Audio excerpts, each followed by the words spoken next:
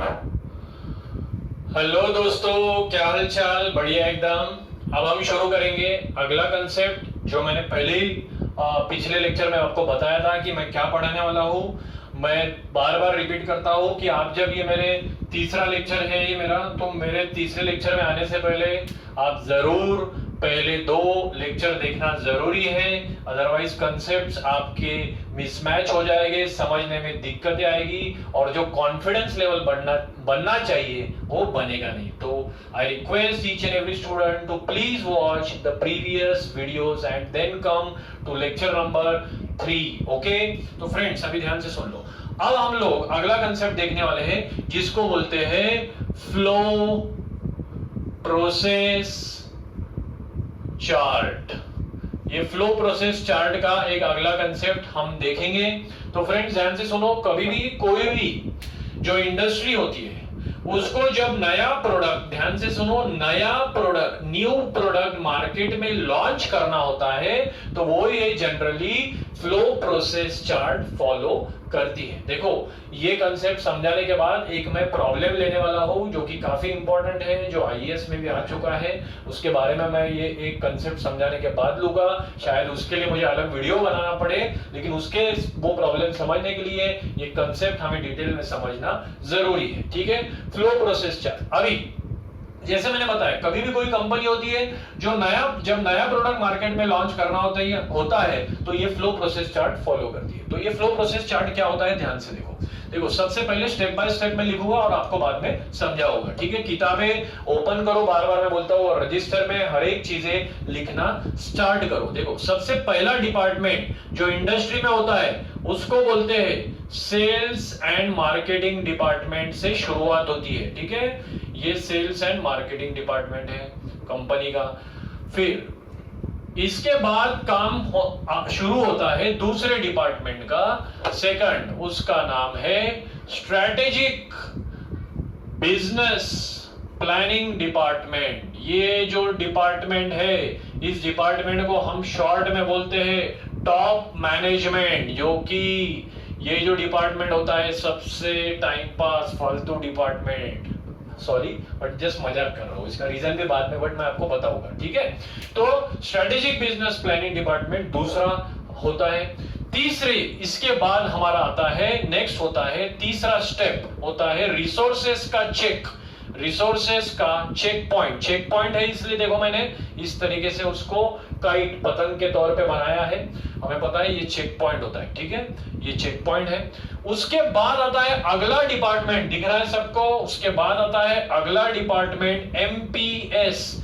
MPS ये है department number 3, और एमपीएस का जो फुल फॉर्म होता है उसको बोलते हैं master production schedule. Master production schedule ये है नेक्स्ट डिपार्टमेंट। ठीक है, इसके बाद का जो डिपार्टमेंट आता है दोस्तों वो है fourth department, that is called as MRP, that is called as material requirement planning department. ठीक है, नेक्स्ट आता है मटेरियल रिक्वायरमेंट प्लानिंग डिपार्टमेंट। पांचवें नंबर का जो डिपार्टमेंट आता है fifth, that is called as PAC. क्या लिखा है बोर्ड पर?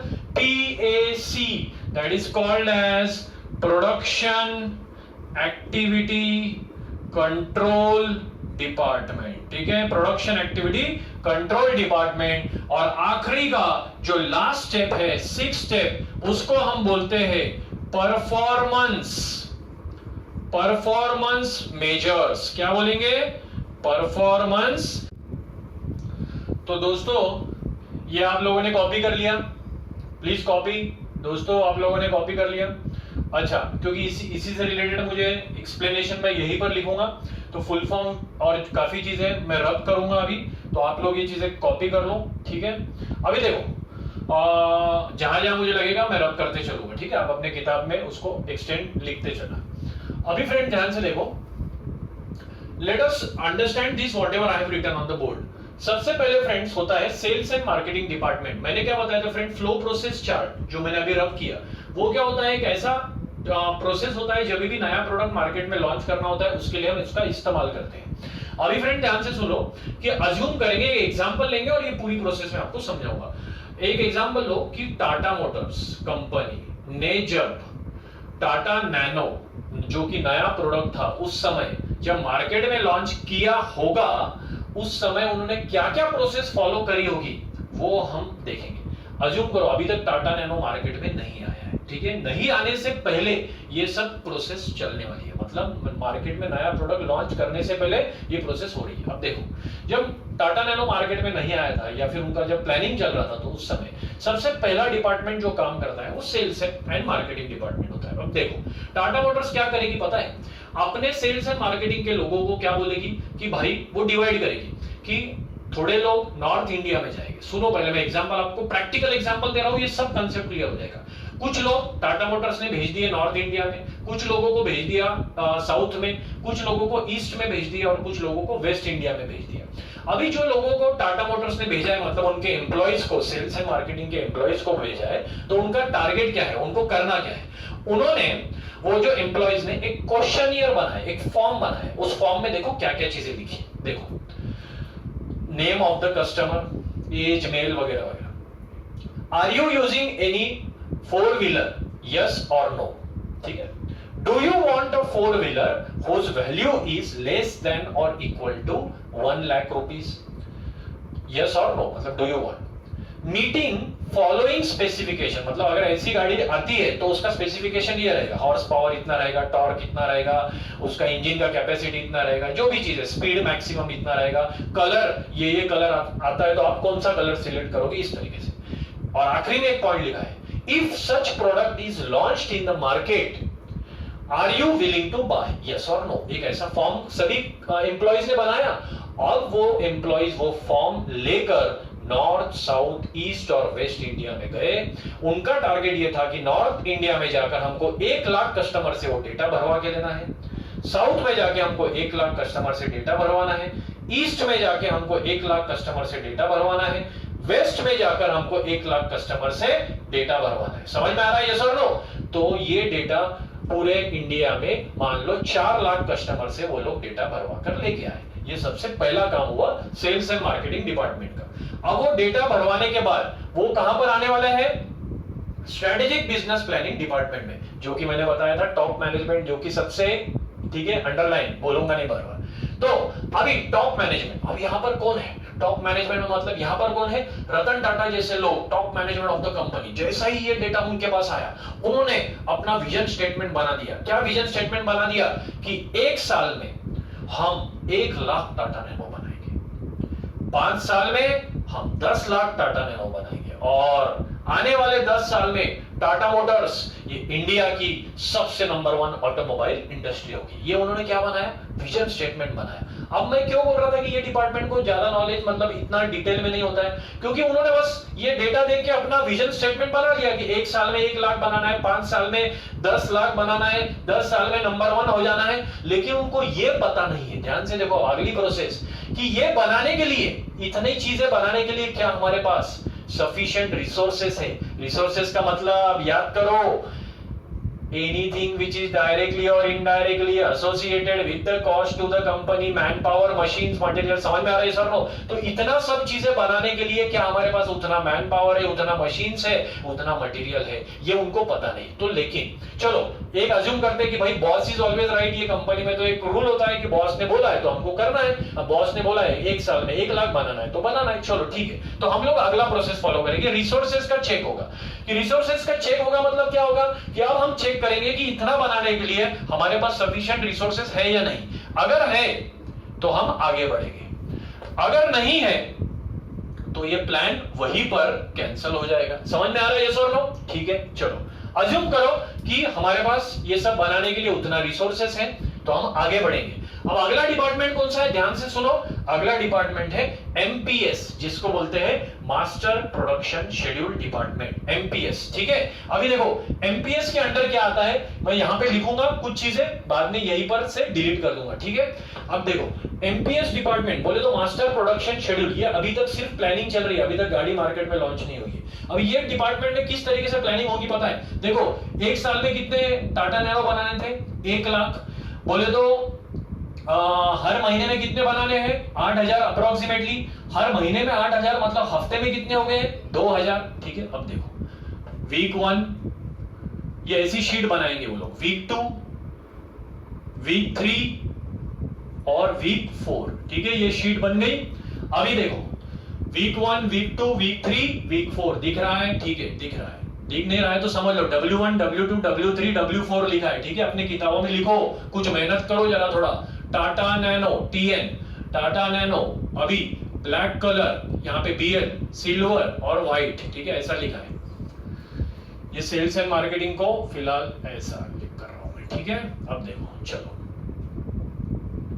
अब देखो ध्यान से, टोटल अभी टाटा नैनो TN बोले तो टाटा नैनो, ये ब्लैक सिल्वर व्हाइट, पहले हफ्ते में मैं अज्यूम कर रहा हूं कि मैं 1500 बनाने वाला हूं। दूसरे हफ्ते में या पहले हफ्ते में अज्यूम कर लो मैं 1000 बनाऊंगा, दूसरे हफ्ते में 1500 बनाऊंगा, ये बाद में लिख लूंगा मैं। तीसरे हफ्ते में मैं बनाऊंगा समझ लो आप, तीसरे हफ्ते में मैं बनाऊंगा 2500 और चौथे हफ्ते में मैं बनाऊंगा 3000। ठीक है, 8000 हो गया महीने, पूरे महीने में। यस और नो। अब ये मैंने कैसे लाया कि पहले हफ्ते में कम, दूसरे में थोड़ा ज्यादा। देखो अब ये बनाने से पहले आप लोग क्या करोगे, सप्लायर की मीटिंग करोगे। सप्लायर क्या बोलता है, सुनो कि सर पहले हफ्ते में मैं थोड़ा कम देता हूं, दूसरे में थोड़ा ज्यादा, तीसरे में बहुत ज्यादा और चौथे में बहुत ज्यादा, ऐसा सप्लायर आपको बोलता है। जैसे ही सप्लायर आपको बोलेगा तो आप आपकी प्लानिंग उसके हिसाब से करोगे। अल्टीमेटली महीने में हमको 8000 चाहिए तो हो गए। आर यू अंडरस्टैंडिंग, यस और नो। अब देखो ये हो गया। अब इसके बाद क्या होगा कि ये जो प्लानिंग है, अभी ब्लैक कलर 1000 में से मान लो ब्लैक कलर है 500, ये है 200 और ये है 300। ठीक है, चलो ये 300 लिखते हैं, ज्यादा वाला ऊपर लिखा है अज्यूम करो, और ये 200 लिखते हैं। ठीक है, अब ये कैसे लिखा मैंने, 500 ब्लैक के 500 बनाने हैं, सिल्वर के 300 और व्हाइट के 200, ये कैसे आया याद करो। जो questionnaire form sales and marketing के लोगों ने जब बनाया था, सेल्स एंड मार्केटिंग डिपार्टमेंट ने जब वो फॉर्म बनाया था तो उसमें शायद ऐसा आया होगा कि ब्लैक की गाड़ियां का रिस्पांस ज्यादा है, कस्टमर को ब्लैक गाड़ियां चाहिए, ऐसा हुआ होगा। ठीक है, तो इस तरीके से ये जो पूरी शीट बनती है W1 W2, तो ये भी आप भरोगे वीक 1, ये पूरी शीट होती है प्रोडक्शन प्लानिंग शीट, और इसको बोलते हैं मास्टर प्रोडक्शन प्लानिंग शीट। अभी तक गाड़ी बनी क्या नहीं, आर यू अंडरस्टैंडिंग, यस और नो। अब इसके बाद अगला डिपार्टमेंट आएगा MRP, जिसको हम बोलते हैं मटेरियल रिक्वायरमेंट प्लानिंग डिपार्टमेंट। तो देखो अब इसको हम टुकड़ों में ब्रेक करेंगे। अभी देखो ये मान लो मैं ब्लैक 500 लेता हूं, ठीक है, ब्लैक 500 बनाने। अब इसको मैं कैसे ब्रेकअप करता हूं, आगे के इसमें मैं इसको रब करने वाला हूं और इसको ब्रेकअप करूंगा और ये शीट समझाऊंगा MRP की। ठीक है, ये लिख लिया आपने, लिखते चलो दोस्तों। अब पॉज बटन दबाना है और लिखना है, थोड़ा मैच्योरिटी रखना है, हर चीज बच्चों जैसे नहीं बोलना है कि सर मुझे ये नहीं हो रहा, मुझे वो नहीं हो रहा, अपना अपना समझकर लिखना है हर चीज। ठीक है, अब next material requirement planning MRP, black colour 500, वो मैंने आपको सिलेक्ट किया था, ये सर नो। तो देखो ऐसी शीट्स बनती है, serial number, quantity, material description. ठीक है, सीरियल नंबर 1, क्वांटिटी क्या है, टायर्स की, ये अभी देखो सॉरी 2 × 500, यहां पे क्या लिखा है, टायर्स। सेकंड सॉरी टायर्स तो 4 रहेंगे, 2 × 500 मिरर्स, समझ में आ रहा है। 3 1 × 500 इंजन। तो आप लोगों ने क्या किया दोस्तों, जो फाइनल प्रोडक्ट था, जो आपका फाइनल प्रोडक्ट था, उसको टुकड़ों में डिवाइड किया, मटेरियल में डिवाइड किया। तो अब क्या होगा, टायर वाले सप्लायर को टायर की रिक्वायरमेंट चले जाएगी, उसको क्या पता चलेगा कि यार मुझे पहले हफ्ते में कितना बनाना है, 4 इंटू 500। आपकी किताबों में देखो W1 में लिखा था आपने 500, तो कितने टायर बनाने हैं उसको, 2000 टायर बनाने, 4 इंटू 500, यस और नो। तो इस तरीके से टायर की रिक्वायरमेंट, मतलब टायर वाले सप्लायर को टायर की रिक्वायरमेंट जाएगी, मिरर वाले सप्लायर को मिरर, और इंजन वाले सप्लायर को इंजन। आजकल ये जो रिक्वायरमेंट है ऐसा मेल पर नहीं जाता है, ऑटोमेटिक ट्रिगर जाते हैं, जिसको हम क्या बोलते हैं, कानबान सिस्टम। या आगे आप इंडस्ट्री में ये सब चीजें इंडस्ट्री में आपको लगने वाली है, सब इंपॉर्टेंट चीजें हैं। ई कानबान सिस्टम बोले तो इंटरनेट के द्वारा डायरेक्ट उसको पता चल जाता है, उसके सिस्टम में आ जाता है कि मेरे को पहले हफ्ते में इतना बनाना है। Are you understanding? तो ये शीट को हम बोलते हैं मटेरियल प्लानिंग, मतलब इस वर्किंग को बोलते हैं मटेरियल प्लानिंग रिक्वायरमेंट डिपार्टमेंट के अंडर ये सब वर्किंग होती है। अब मुझे बताओ कि ऐसी चीज आपने इंजीनियरिंग ड्राइंग फर्स्ट ईयर में कैसे ड्रॉ की थी? राइट हैंड साइड में याद करो, तो बॉटम से टॉप आप लिखते थे, इसको क्या बोलते थे आप? Bill of material. क्या बोलते थे, याद आया? या ऐसा बढ़ते जाएगा, ठीक है, सिर्फ इंजन तक ही नहीं, ऐसे हजारों पार्ट रहेंगे एक गाड़ी के, और वो पूरा लिस्ट आप लिखोगे बॉटम से लेके टॉप, और इस पूरे टेबल को हम बोलेंगे बिल ऑफ मटेरियल। याद करो दोस्तों, बिल ऑफ मटेरियल हम इसको बोलते थे। तो एक क्वेश्चन गेट की एग्जाम में ये भी आया था कि बिल ऑफ मटेरियल ये कौन से डिपार्टमेंट के अंदर आता है? बोलो, कौन से डिपार्टमेंट के अंदर आता है? एमआरपी के अंदर आता है, मटेरियल रिक्वायरमेंट प्लानिंग के अंदर, यस और नो? तो ये चीज ध्यान रखनी है। Bill of material comes under which department? MRP. अभी तक गाड़ी बन के रेडी हुई है क्या? नहीं। टायर वाला सप्लायर अब काम करना शुरू करेगा, मिरर वाला, और जब वो सब काम उनका हो जाएगा तो उनका मटेरियल कहां पर आने वाला है? टाटा मोटर्स कंपनी में अब गाड़ी बन सकती है शायद, मतलब अब सिर्फ रहेगा टाटा मोटर्स को असेंबली करने का काम, जो कि अगले स्टेप में होने वाला है। अगला स्टेप क्या है? प्रोडक्शन एक्टिविटी कंट्रोल डिपार्टमेंट, जिसको हम क्या बोलते हैं? पैक। अब देखो ये लिख लिया, मिटा दे, ठीक है। बिल ऑफ मटेरियल की शीट एमआरपी के अंदर। तो दोस्तों हम अभी जो देख रहे थे कि प्रोडक्शन एक्टिविटी कंट्रोल के बारे में हमने एमपीएस के बारे में देखा, एमआरपी के बारे में देखा, पहले तो सभी चीजें के बारे में देखा। अब जो बच रहा है वो क्या है? प्रोडक्शन एक्टिविटी कंट्रोल डिपार्टमेंट, ठीक है। अभी ध्यान से सुनो दोस्तों, प्रोडक्शन एक्टिविटी कंट्रोल डिपार्टमेंट में क्या होगा? अभी तक गाड़ी बनी है क्या? नहीं। यहां पर क्या हुआ?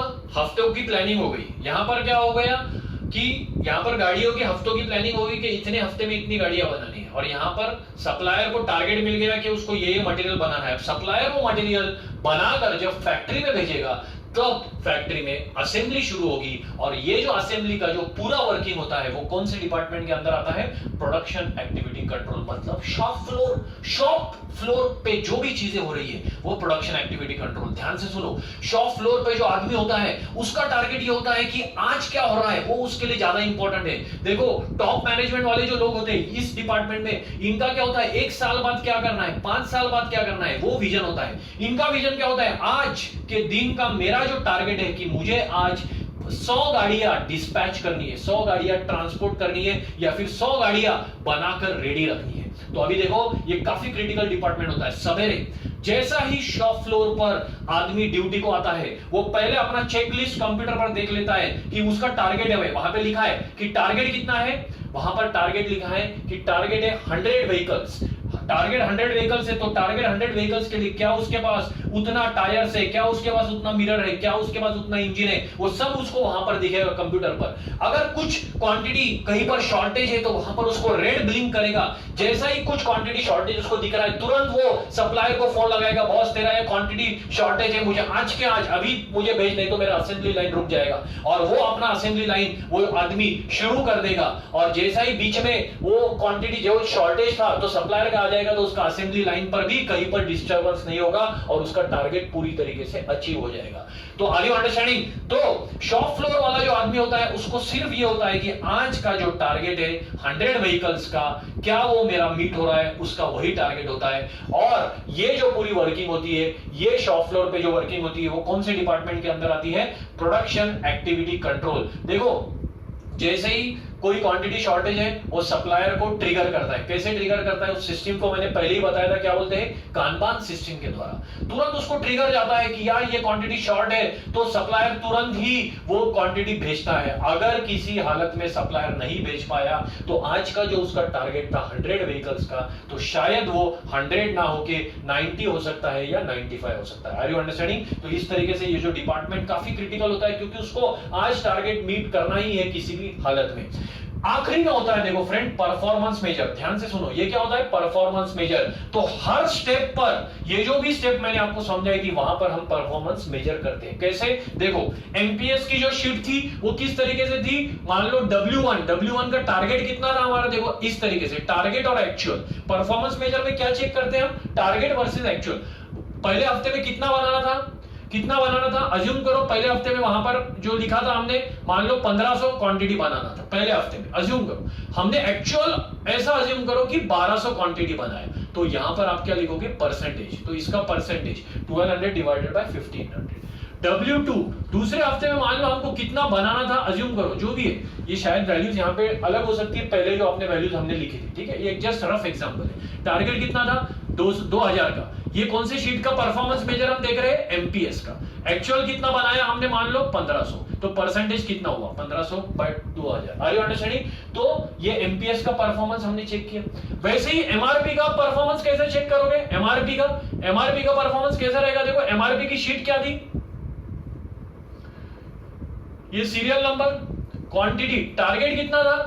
4 इंटू 500। किसका टारगेट था ये? टायर्स का। सप्लायर से आना चाहिए था, लेकिन आया कितना? ये टारगेट था। आया कितना? एक्चुअली 2000 आना था, तो आया कितना? अज्यूम करो 3 इंटू 500, मतलब कितना आया? 1500। ये टायर्स। तो इस तरीके से यहां पर टायर्स का परफॉर्मेंस मेजर लिखोगे। Are you understanding? यस और नो? आखिरी में क्या है? पैक, प्रोडक्शन एक्टिविटी कंट्रोल का परफॉर्मेंस मेजर कैसे निकालोगे? दिन का, डे 1 का टारगेट कितना था? डे 1 का टारगेट कितना था? उसको कितने गाड़ियां बनानी थी? 100। उसने एक्चुअल कितनी बनाई? 90। तो परफॉर्मेंस परसेंटेज कितना हो गया? 90%। Are you understanding? यस और नो? तो अब क्या होगा? ध्यान से सुनो, ये परफॉर्मेंस मेजर सबसे इंपॉर्टेंट चीज है जो टॉप मैनेजमेंट देखने वाला है। जिस भी हेडर पर, कोई भी पॉइंट पर, कोई भी ये शीट पर परफॉर्मेंस के परसेंटेज कंपनी डिसाइड करेगी कि भाई 90% तक आ रहा है ना तुम्हारा, तो ठीक है। देखो कोई भी 100% आइडियली अचीव नहीं कर सकता है। हर जगह पे अपनी अपनी समस्या है, सप्लायर के अपने अपने प्रॉब्लम्स है, मैन्युफैक्चरर के अपने अपने प्रॉब्लम्स होते हैं। तो टारगेट तो ऐसा नहीं होता है कि 100% इंडस्ट्री बोलती है, लेकिन इंडस्ट्री क्या बोलती है कि भाई कम से कम 90% तक हर स्टेप में परफॉर्मेंस मेजर होना चाहिए। अब मान लो किसी कारणवश आपका जो परफॉर्मेंस है वो 80% आया, तो वो 80% को रेड मार्क होगा। फिर उसका एनालिसिस होगा कि ये जो 80% मान लो एमआरपी में अगर आया है तो क्यों 80% आया था, सप्लायर, कौन से सप्लायर की दिक्कत थी, उसकी क्या प्रॉब्लम थी, तो आपके इंजीनियर वहां पे जाएगा और उस प्रॉब्लम को सॉल्व करेंगे, ताकि आगे वो प्रॉब्लम रिपीट ना हो और हमारा टारगेट हमेशा बना रहे, क्योंकि बॉस इज ऑलवेज राइट। एक साल में 1 लाख टाटा नैनो, समझ में आ रहा है? तो इस तरीके से इंडस्ट्री वर्क करती है, और ये कंटिन्यूअस, इसको हम बोलते हैं कंटिन्यूअस प्रोसेस, क्योंकि हर बार आपको परफॉर्मेंस चेक करना है, हर बार प्रॉब्लम को ढूंढना है और उस प्रॉब्लम को आपको सॉल्व करते रहना है। यही आप लोगों का जॉब होता है जब आप इंडस्ट्री में जाते हो। Are you understanding? यस और नो? तो इस तरीके से ये बोर्ड पर जो चीजें लिखी है, अभी ध्यान से सुनो फ्रेंड। अब मैं आपको क्या बोलने वाला हूं, एक ग्राफ मैं आपको अभी देने वाला हूं। अगर ये आपको चीजें समझ में आ गई तो आप लोग उस ग्राफ का जवाब मुझे दोगे, ठीक है? तो वो ग्राफ क्या है फ्रेंड्स, ध्यान से सुनो। जितनी चीजें ग्राफ के लिए लग रही है वो मैं बोर्ड पर रहने दे रहा हूं, और जो नहीं लग रही है उसको रब कर रहा हूं, ठीक है? अभी ध्यान से देखो, इधर एक ग्राफ बना रहा हूं मैं छोटा सा, ध्यान से देखो। ये जो एक ग्राफ है, इसके एक्स एक्सिस पर दिख रहा है सबको, एक्स एक्सिस पर है प्लानिंग टाइम। क्या है? Planning time. इसके वाई एक्सिस पर है, इसके वाई एक्सिस पर है level of detailing. Y axis पर क्या है? लेवल ऑफ डिटेलिंग, ठीक है? अगर ऐसा है तो पॉइंट नंबर 1 क्या है? Sales and marketing department, strategic business planning, MPS, MRP और पैक। अगर ऐसा है तो अब मुझे आप बताओगे, ये पॉइंट मैं ऐसे मार्क कर रहा हूं, इसमें से ये 1 2 3 4 रहेगा या 1 2 3 4 ऐसा रहेगा? मतलब जाने दो, वो छोड़ दो, मुझे आप ये बताओ ये पॉइंट कौन सा रहेगा? 1 2 3 4 में से ये जो मैंने सर्कल किया है ये पॉइंट कौन सा रहेगा? सोचो। कुछ बच्चे क्या बोल रहे हैं? आप 1 को छोड़ दो, चलो 1 को छोड़ दो, आप मुझे आप ये बताओ 2 3 4 सॉरी 2 3 4 5 हम ये पॉइंट ले रहे हैं, ठीक है? ध्यान से सुनो। 2 3 सॉरी मुझे लगा ये 1 ही है। 2 3 4 5 में से ध्यान से सुनो, 2 3 4 5 में से ये पॉइंट कौन सा रहेगा? 1 को इग्नोर करो। 2 3 4 5, 2 मतलब strategic business, MPS 3, 4 MRP, 5 pack, तो 2 3 4 5 में से ये वाला पॉइंट कौन सा रहेगा? अब कुछ बच्चे क्या बोलते हैं कि सर ये जो पॉइंट है वो रहेगा, कुछ बच्चे क्या बोलते हैं, या फिर ये वाला। जिसको ये या फिर ये समझ में आ गया उसका दिक्कत सॉल्व हो गया, ठीक है? उसको आंसर मिल गया। अभी देखो कुछ स्टूडेंट्स क्या बोलते हैं, दिख रहा है सबको, ठीक है? कुछ स्टूडेंट क्या बोलते हैं कि सर ये वाला जो पॉइंट है, जहां पर ये वाला जो पॉइंट है, बच्चे बोलते हैं वो सर 2 है। क्या वो सही है? 2, ये वाला पॉइंट 2 होगा क्या? देखो इसका, इस पॉइंट का मतलब क्या है कि प्लानिंग टाइम कैसी है? एक्स एक्सिस पर, मतलब कम है, और लेवल ऑफ डिटेलिंग कैसी है? ज्यादा है। तो आप ये पॉइंट क्या 2 हो सकता है क्या? 2 मतलब क्या था? Strategic business planning department, Ratan Tata जैसे लोग, टॉप मैनेजमेंट, क्या वो 2 पॉइंट हो सकता है क्या? मतलब उनका लेवल ऑफ डिटेलिंग इतना सोचते हैं क्या वो कि आज ड्यूटी पर राम आना चाहिए तो राम की जगह ड्यूटी पर श्याम आए, शॉप फ्लोर पर एक गाड़ी आज डिस्पैच कम हो गई, 100 जाना था तो 99 हो गए, वो इतना डिटेल सोचते हैं क्या? नहीं। और वो प्लानिंग टाइम उनका कम होता है क्या? वो एक एक 2 दिन का सोचते हैं क्या? नहीं, वो साल भर का सोचते हैं, 2 साल का, 5 साल का सोचते हैं। तो इसका मतलब ये पॉइंट करते ही 2 नहीं रहेगा। 2 कौन सा रहेगा? ये रहेगा। तो ये क्या है? इसका मतलब क्या है? देखो इसका मतलब एक्स एक्सिस ज्यादा है, मतलब प्लानिंग टाइम ज्यादा है, और वाई एक्सिस इतना ही है, मतलब लेवल ऑफ डिटेलिंग काफी कम है, मतलब वो इतना छोटी छोटी बातों पर नहीं सोचते हैं, इसलिए ये पॉइंट 2 रहेगा। अगर ये 2 है तो ये 3 रहेगा, ये 4 रहेगा, और ये 5। देखो पांचवा पॉइंट हमारा क्या था? Production activity control. समझ लो उसमें प्लानिंग टाइम वो सिर्फ आज का सोचता है, डे 1 डे 2 क्या होगा, बस 1-2 दिन का ही सोचता है। लेवल ऑफ डिटेलिंग, उसका लेवल ऑफ डिटेलिंग बहुत ज्यादा होता है, क्योंकि उसको ध्यान देना होता है यार, एक भी मिरर अगर शॉर्ट है तो उसकी पूरी असेंबली लाइन डिस्टर्ब होगी, यस और नो? तो उसका लेवल बारकाई से उसको काफी देखना है, समझना है और सोचना है, ये इंपॉर्टेंट चीज होती है। देखो ये ग्राफ आपको अगर समझ में आ गया, इसका मतलब आपको ये समझ में आ गया, ये समझ में आ गया, तो ऑब्वियसली आपको ग्राफ समझ में आ जाएगा। तो ये कंसेप्ट हमने देखा, फ्लो प्रोसेस चार्ट। ये फ्लो प्रोसेस चार्ट किस लिए इस्तेमाल होता है? जब भी नया प्रोडक्ट मार्केट में लॉन्च करना हो, इसके लिए ये फ्लो प्रोसेस चार्ट यूज होता है। तो फ्रेंड बोर्ड पर जो चीजें लिखी है इसको आप लिख लो, बाद में इसके बाद के लेक्चर में मैं अगला कंसेप्ट और काफी इंपॉर्टेंट जो गेट पॉइंट ऑफ व्यू के लिए रहेगा, जो हम शुरू करेंगे, जिसका नाम रहेगा फोरकास्टिंग। बहुत ही इंपॉर्टेंट लेक्चर है, उसे मिस ना कीजिए। सो फ्रेंड्स, बाद में हम मिलेंगे अगले लेक्चर के लिए, तब तक देखते रहिए videos of industrial engineering operation research. Good bye friends.